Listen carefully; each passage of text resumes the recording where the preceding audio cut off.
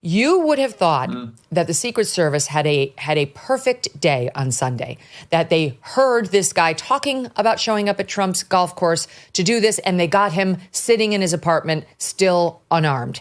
As we all know, that's not what happened.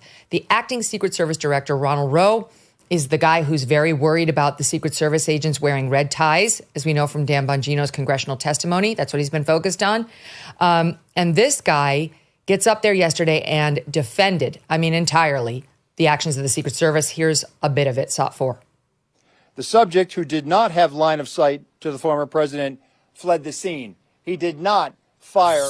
The protective methodologies of the Secret Service were effective yesterday, and the agents' hypervigilance and the detailed swift action was textbook. The president is aware that he has highest levels of protection that the Secret Service is providing him. Again, what I go back to is yesterday was an off-the-record movement, off the record. And the president wasn't even really supposed to go there. It was not on his official schedule. And so we put together a security plan, and that security plan worked. That we have done more with less for decades. And they are rising to this moment, and they are meeting the challenges right now. The security plan worked. Unbelievable. It's just, I watched that live and I was chucking stuff at my television. I was like, are you guys completely and utterly deluded? You're on a victory lap after Donald Trump came for the second time perilously close to being assassinated because you lot dropped the ball. Let's be clear what the Secret Service actually admitted to yesterday. They never checked the perimeter of that golf course. Yet Donald Trump, when he's back home at Mar-a-Lago, plays there most weekends. That course. And secondly, Megyn, where did the shooter choose to hide?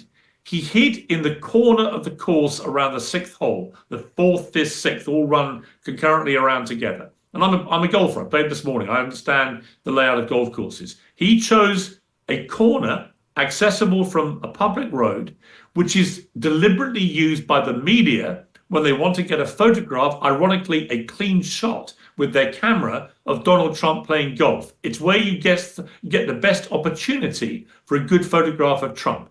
So this guy probably knew that because he probably looked at pictures taken of Trump on that course and realized they were all taken pretty much from that corner. And that's where he went and hid. And my question for the Secret Service is this: 2 months after you nearly lost Donald Trump to an assassin's bullet, if he decides to go off the record and wants to suddenly have a round of golf at his own golf course in his own name at a place he plays at with almost weekly regularity, the very least I expect you to do before he steps foot on that golf course is check the perimeter.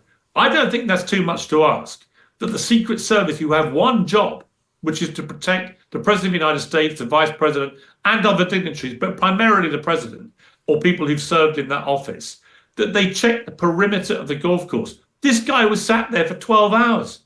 They never bothered to check. I'm amazed that the current director, who stepped in because the last one had to resign, hasn't also resigned.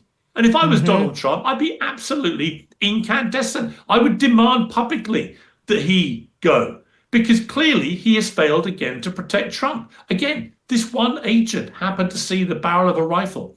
Good on him. Brilliant work by that agent. But if he hadn't seen that barrel poking out of that bush, then the abject failure of the Secret Service to properly go around the perimeter and check nobody was there and to continue monitoring it while Trump was exposed for hours on that golf course, then that is a failure by the Secret Service. So yes, the agent deserves credit, but oh my God, can you imagine? And can you imagine the reaction from Republicans and people that support Donald Trump if after all the promises that were made after the rally shooting, it turned out that they had literally not even bothered to check the perimeter of a golf course where he plays all the time. So there's no secret that that's where Trump may be on any given weekend when he's in Florida. That's what he does.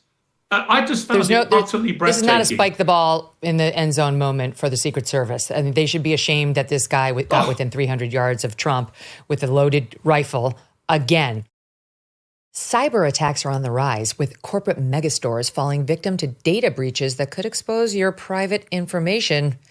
Now, these same megastores are lobbying D.C. politicians to pass the Durbin-Marshall credit card bill. According to our sponsor, Electronic Payments Coalition, this bill could leave you even more vulnerable to credit card cyber attacks, while megastores pocket billions in additional profits.